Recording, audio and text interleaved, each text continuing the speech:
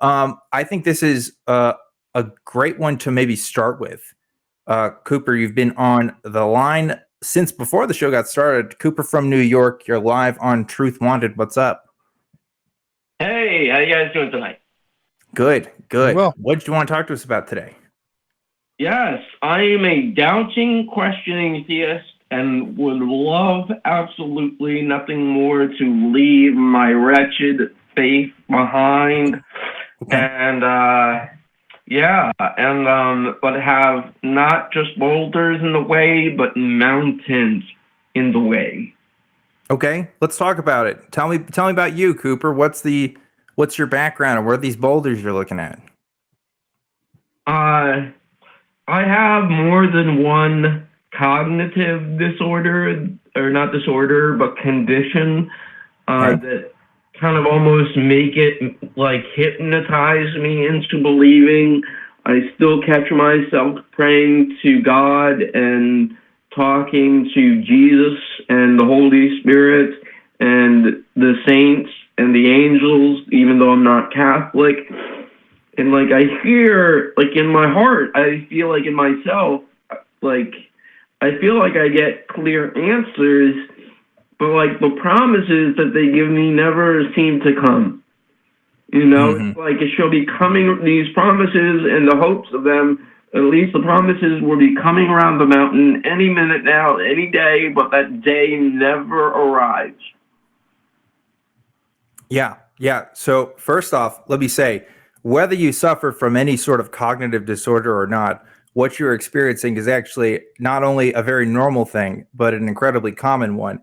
You may not hear folks like us talk about it a lot because for some of us, we've been so far removed from the religion that it's not a thing that we struggle with as much. But I can speak for myself in at least telling you that when I was deconstructing my faith, I was absolutely still having a desire to pray and absolutely thinking that there was something deep inside of me that was calling out to something greater. Or perhaps maybe I was getting some of my prayers answered or something heard from something beyond myself. That's not true for just Christians as well. That's true for like way other beliefs, right? I mean, I think this is a pretty common enough phenomenon that it's something that we can look at and even study and wonder why this happens. There's a couple of explanations as to why. One of them is quite obvious, I think, when you look at it, and it's the psychological comfort that brings, right? You've kind of been socially proofed into this. What I mean by social proof is you've looked at other people and you've seen that this is something that they do when they're looking for something or calming their nerves or are trying to find peace, whatever it may be. And so you kind of pick up on that and you do it for yourself. And you don't really question the results of it because everybody else seems so sure about it, right? So that kind of habit, that cognitive habit, is not something that you're just going to break from right away. It's kind of like quitting smoking. It's like, you still want to do that thing. So of course you're going to do it, even if it doesn't rationally make sense or if you don't think it's good for you. So I would comfort you in saying that this too will probably pass as well. It's probably not something that's going to happen the rest of your life. I don't know you, Cooper. I can't say that for sure. But what I can say is for a lot of people, it's still a thing for a while and then it just goes away. So don't worry too much about it. Can either one of you or the both of you offer, or what advice would you offer to me or your listeners as far as like what the best way to leave faith or deconstruct is? Would it be studying the sciences? Would it be studying philosophy or morals and ethics in regards to these questions? And like in that regard, then what does a shooting star become? You know, there's no wishes to be granted on a shooting star.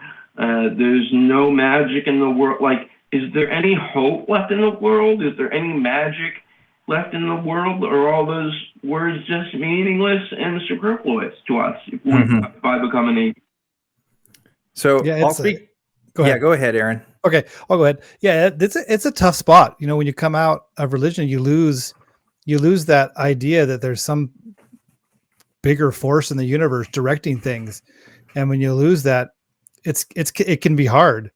And when you come out the other side, you realize, well, the life's only going to be what I make it. And so I have to be out there working for what I want in the world and taking care of myself and, being, it sounds kind of cheesy, but being the change you want to see in the world.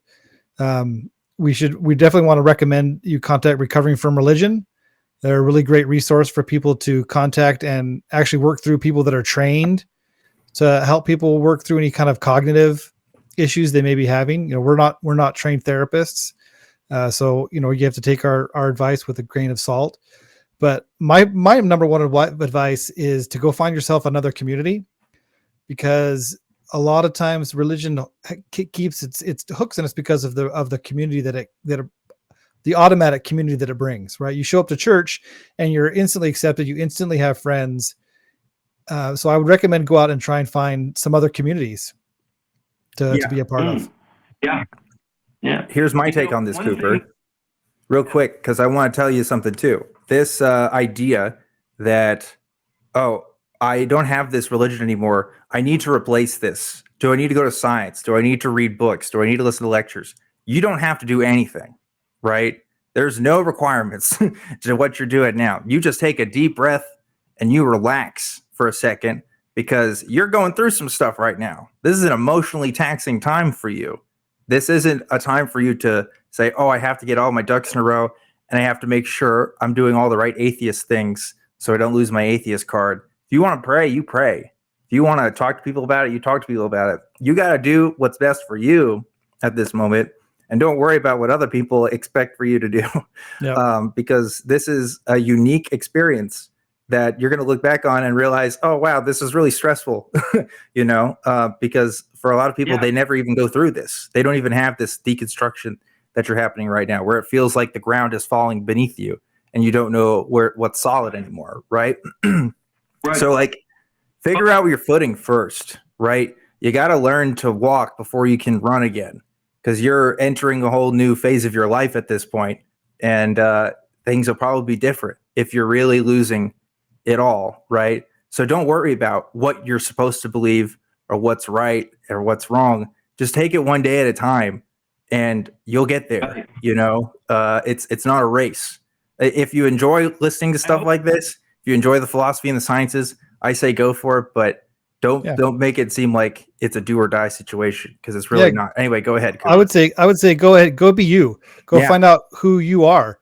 That's one of the things that I've been able to discover since I've left religion is, I can be whatever I want to be now. I don't have to be what the religion wants me to be. I can go and enjoy the things that I want to enjoy. And I can go see rated R movies. I can see, adult themed shows, and I can watch porn, and I can masturbate, and, and you get all these things that the religion didn't let you do anymore. You get to discover a whole new part of yourself. Yeah. Yeah. Right. If I may, a couple of different things. One thing that keeps me hopeful is that once I do leave my faith behind totally, is that I'll be able to embrace the idea that religion and Christ, that I don't have to find because it's always not sat well with me when Christians say the idea you have to find your identity is hidden, your life is hidden with God in Christ, and you have to find your identity in who Jesus is, and let Jesus live through you, that kind of thing.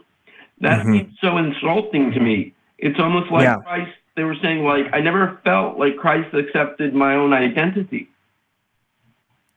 Yeah, here's something to think about. Here's something to think about. The Apostle Paul, right, literally was involved in the execution of Christians, right? Maybe wasn't doing it himself, but was, holding the coats of the folks who were stoning people to death. You remember that story, right? This is a story that's told. This dude got a vision and ended up coming back to Christ. So apparently Christ thought this guy was good enough to talk to and come back into the fold. I imagine you're not as bad as the Apostle Paul, or at least the story he tells himself out to be. And God supposedly, right, if he's there, he loves us, right? The Christian God, if he's out there, if he really loves you and he wants that relationship with you, he will have it with you. Or better yet, if he doesn't and there's some bigger, grander design, I would hope that if there is a good and just God, he knows my heart and he knows my intentions and he knows what I'm about. And he knows the stuff that I'm doing right now, that's not something that he could judge me on, because he knows that I honestly and sincerely cannot find a reason to believe in him. And I think if he was just and he was honest, he would do the same for you too, Cooper. Because I think if you like found a good reason to believe, you would probably keep believing it, right? It would probably be easier. But right now, it sounds like you're going through a crisis of faith. And obviously, it's a very uncomfortable position to be in, right? So if there is a God and if he's out there, I would, take that perspective into account, right? He'll find you.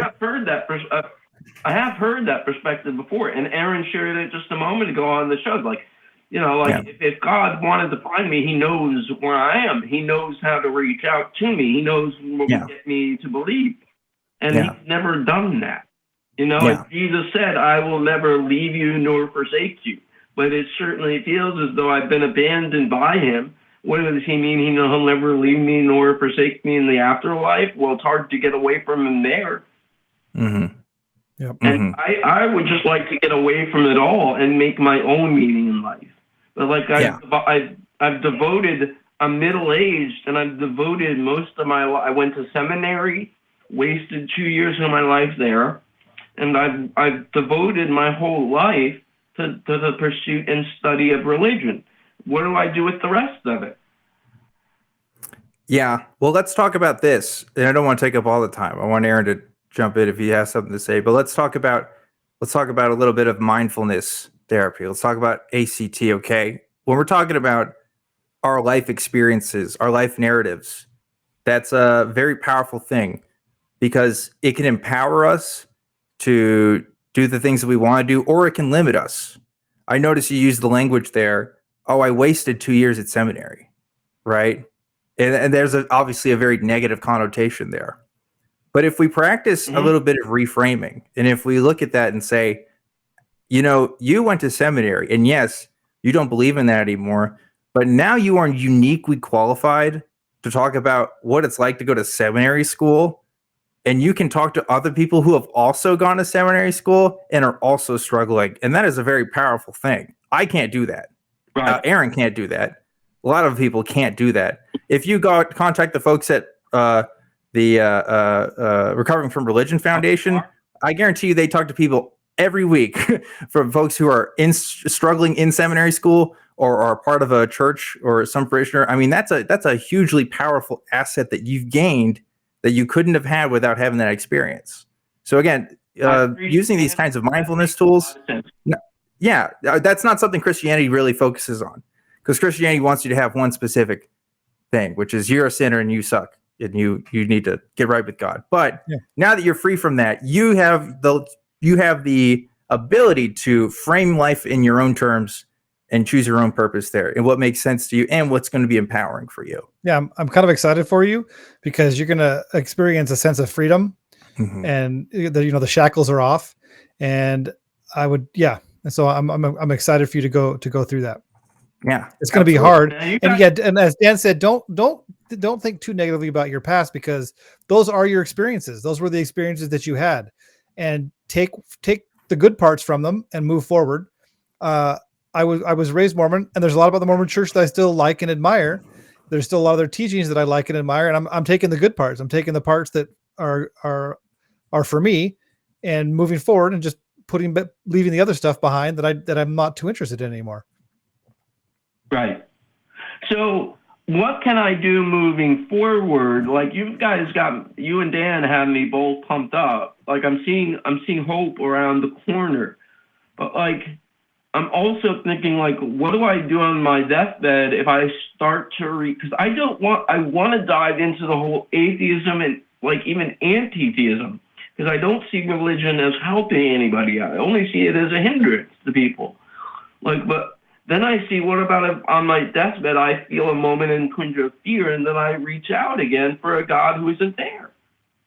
Yeah. So 2 things to that. You're feeling a sense of zealotry right now. This is a phase that we often talk about in the community. We call it the angry atheist phase, right? You're mentioning your anti-religious sentiments here. And while I'm not going to stress that you don't you don't reflect on them.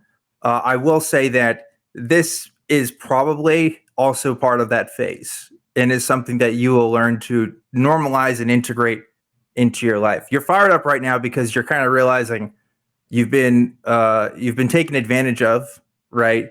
You've been told lies about something, and you've lived your life purposely in a way that was in concordance with those lives. So there's a sense that you want to help others from not being robbed of that, right? Of those potential experiences. There's an opportunity lost there. And that is noble, Right. and that is great. And I encourage it. But also keep in mind that there is going to be a balance. You can only keep that energy for so long. For some people, it does last forever. But that is not the vast majority, right? I'm still here. I'm still talking about the negative effects of religion. But I've also learned to balance out my life in other ways too. So don't let these thoughts consume your every waking moment, right? Part of the opportunity you have now is you get to move on and you get to live that life. And you would be wasting it if you were living it in regret, saying, oh, I wish I could do these things and I need to stop other people because they don't get to have these things. You're worried about the deathbed scenario.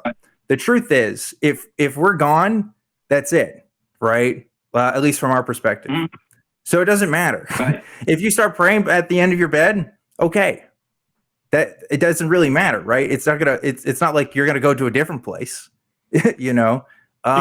So it's something that I don't think you have to worry about too much, honestly. Yeah, and I don't, I'll admit that when times get rough, I don't necessarily pray, but I hope out to the universe that things work out. Right.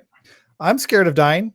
I know a lot of people aren't, but I'm scared of being on my deathbed and not knowing what's coming next. I sure hope that there's something after, but evidence says there's not. But yeah, it's a scary thing to contemplate. Yeah, but there's no shame in it. Yeah, it's normal human to be scared of that deathbed experience. I just want to shoot out a message to your listeners, like especially your maybe listeners who are on the verge and doubting, and then the listeners who just listen to scoff and mock. Like, just keep an open mind. These guys are not just hosts for the money because they're volunteer. They are volunteers. You guys are volunteers, and you're doing this because you earnestly care. So, like, don't call in and give these guys a hard time if you're just zealot Christians who want to just give them a hard time. And if you're on the verge of leaving your faith, it's not the worst thing you can do. Like, if you die and get to a judgeful God, an vengeful God, or at least a good God, just say, hey, I didn't know. What am I supposed to do? Exactly. Those are good. Those are good words. I didn't know. Yeah. Cooper, I am going to let you go because we are over time on this call here, but I do appreciate you calling in, and I thank you for sharing your experience with us. I hope you continue to find that peace that you're looking after. But remember, there's a lot of people. If you don't believe it, you can look in the live chat right now who are sending love your way, and who are also on your side. So happy trails to you, and good luck on your journey. Good luck.